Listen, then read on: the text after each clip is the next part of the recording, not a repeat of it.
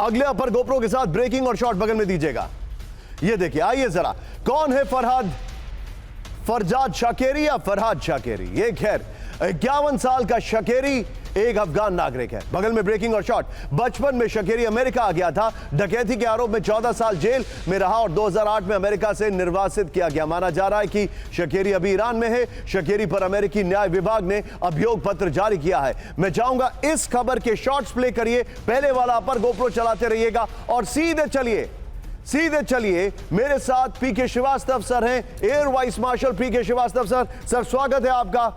Sir, अब जब ये सारी चीजें स्पिल ओवर हो रही हैं और आप तो काफी लंबे समय से अभी अमेरिका में थे, क्या आपको लगता है कि ट्रंप जो हैं वो डिप्लोमेसी से ज्यादा स्ट्रेट टॉक करते हैं?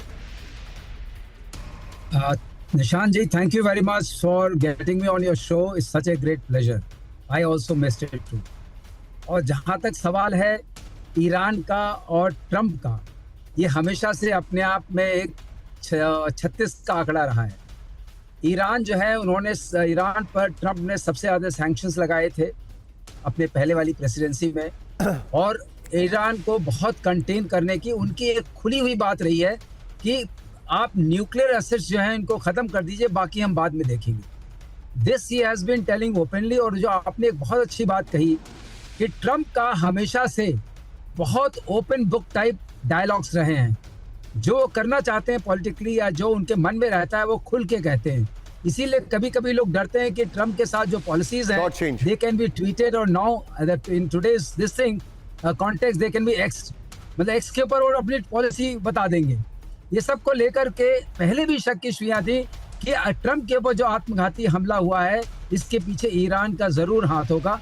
और आज आपके चैनल से ये खुलासा हो रहा है पहली बार कि हाँ, FBI वगैरह ने ये चीज को माना है और उनको समझ में आ गया है कि उनकी तरफ से हुआ है। सर, लेकिन मैं आपको कुछ बता दूं, एक लेटेस्ट खबर आ रही है मेरे बगल में। ब्रेकिंग दिखाइएगा इस वक्त की बड़ी खबर। ईरानी साजिश के बाद डोनाल्ड ट्रंप की सुरक्षा बढ़ी। ब्रेक करिए इस वक्त की बड़ी खबर। ये देखिए जरा, सीधा आइए। मारे गए लोगों का मार ए लागो जो उनका घर है फ्लोरिडा में, वहां पर रोबोट से पेट्रोलिंग की जा रही है। घर के चप्पे चप्पे पर खड़ी निगरानी की जा रही है। ब्रेकिंग और शॉट दिखाइए। ईरानी साजिश के बीच बड़ी ट्रंप की सुरक्षा। रोबोट, वहां पर रोबोट डॉग्स लगाए गए। ये देखिए जरा, दोनों ब्रेकिंग, दोनों शॉट दिखाइए। ट्रंप के घर पर सुरक्षा बढ़ा दी गई है। ये इस वक्त की बड़ी खबर। आइए जरा, इस सब के बीच में एक बड़ी खबर मैं आपको दिखाने वाला हूं। मेरे बगल में दिखाइएगा, चलते हुए पढ़ूंगा मैं, उसके बाद अपर गोप्रो भी लेंगे। सीधा आइए, और ये सिक्योरिटी वाली खबर को हम नॉकआउट करेंगे विपिन एज आई टॉक। ये देखिए, ईरान के ऑयल व्यापार की उल्टी गिनती शुरू। इस वक्त की बड़ी खबर, ब्रेक करिए जरा। ईरान की तेल फैसिलिटी पर IDF हमले की आशंका। ईरान के शिपिंग कंटेनर पर हमले का समर्थन। ईरान के ऑयल पोर्ट पर बड़े प्रतिबंधों का प्लान। ट्रंप 2.0 पर वॉल स्ट्रीट जर्नल की रिपोर्ट में बड़ा खुलासा। यह इस वक्त की बड़ी खबर। फुल स्क्रीन पर दिखाइए। लास्ट लाइन ब्रेकिंग की पहली लाइन है वैसे। आइए फुल स्क्रीन पर दिखाइए यह खबर। ट्रंप के कार्यकाल में ईरान के ऊपर ऑयल प्रतिबंध ज्यादा लगेंगे।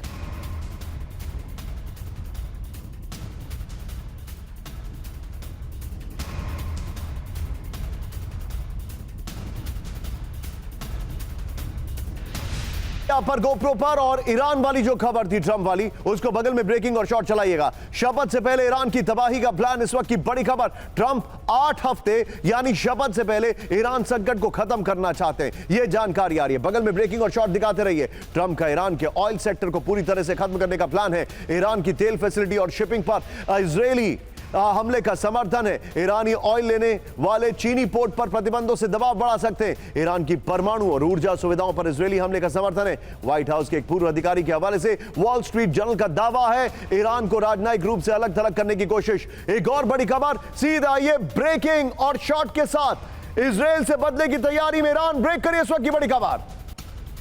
यह देखिए, ईरान ने long range ballistic missile test की। शॉट्स भी हैं उसके। IRGC की एरोस्पेस फोर्स से लॉन्च की मिसाइल।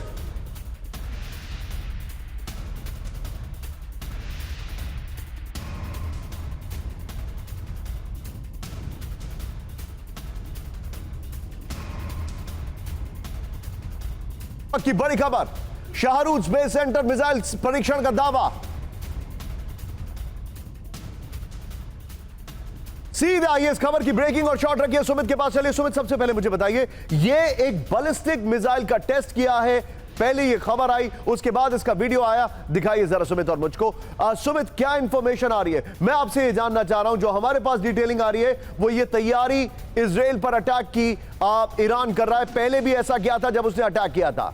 देखिए बिल्कुल निशांत, अभी ईरान पूरी कोशिश कर रहा है कि वो ज़्यादा से ज़्यादा टेस्ट पूरे कर ले, क्योंकि उसको ये पता है कि बहुत जल्दी उसके ऊपर बहुत ज़्यादा प्रेशर आने वाला है, अमेरिका का भी, और आप मान सकते हैं कि रशिया का भी प्रेशर आएगा, क्योंकि रशिया भी अब कहीं ना कहीं अब अमेरिका के साथ आपको इनडायरेक्टली ईरान को मैनेज करता हुआ नजर आ जाएगा। तो उससे पहले जितने ज्यादा टेस्ट किए जा सके, खासतौर पे बैलिस्टिक मिसाइल्स के, आप कह सकते हैं कि क्या ऐसा लग रहा है आपको कि ट्रंप की स्वेरिंग इन यानी 20 जनवरी से पहले ईरान बड़ा अटैक करेगा इजराइल पर? देखिए ईरान भले ही बड़ा अटैक करे ना करे, लेकिन निशांत ये जरूर है साफ तौर पर कि ईरान अपने बहुत जल्दी में अपने सारे के सारे टेस्ट को, या फिर आप कह सकते हैं प्रोग्राम्स को कंप्लीट करना चाहता है, और यही वजह है कि सबसे ज्यादा फोकस ईरान का इस समय अटैक करने से ज्यादा अपने टेस्ट को पूरा करने पे है। Point taken. तीनों ब्रेकिंग, तीनों शॉर्ट, और सीधे चलिए राजन सर के पास। राजन सर, ट्रंप की पॉलिसी क्या होगी यह देखते हुए कि एक तरफ उनको मारने की साजिश के पीछे ईरान का हाथ, दूसरी तरफ वॉल स्ट्रीट जर्नल की रिपोर्ट कह रही है कि उनके ऊपर सैंक्शंस लगने वाले,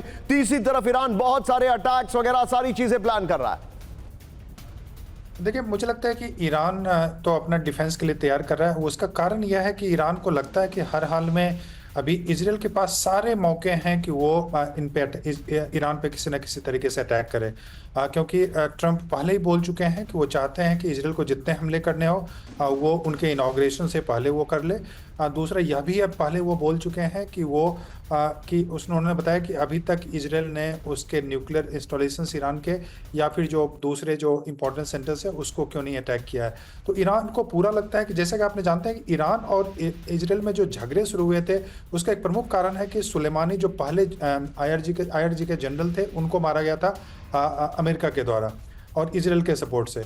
तो वैसे में लगता है कि इस ढंग की घटनाएं फिर से रिपीट हो सकती हैं कि इंडिविजुअल भी टारगेट हो सकते हैं, ऑयल जो पोर्ट्स हैं इत्यादि वो शामिल हो सकते हैं, और न्यूक्लियर इंस्टॉल। तो उसमें ईरान की तैयारी जो लग रही है मुझे डिफेंस की तैयारी है, क्योंकि अगला जो 1-1.5 महीने का टाइम है ईरान के लिए काफ़ी मुश्किल का समय होने वाला है। और सुमित बिल्कुल सही बोल रहे थे कि रशिया का भी उस ढंग का समर्थन नहीं मिलेगा जैसा कि बाइडेन एडमिनिस्ट्रेशन के समय में मिल रहा था। तो ईरान को एक तरह से अपने आप पे डिपेंड करना पड़ेगा, अपने आप से डिफेंड करना पड़ेगा, और पूरी संभावना है कि इजराइल पहले अटैक करेगा, उसको रिटेलिएट फिर ईरान करेगा।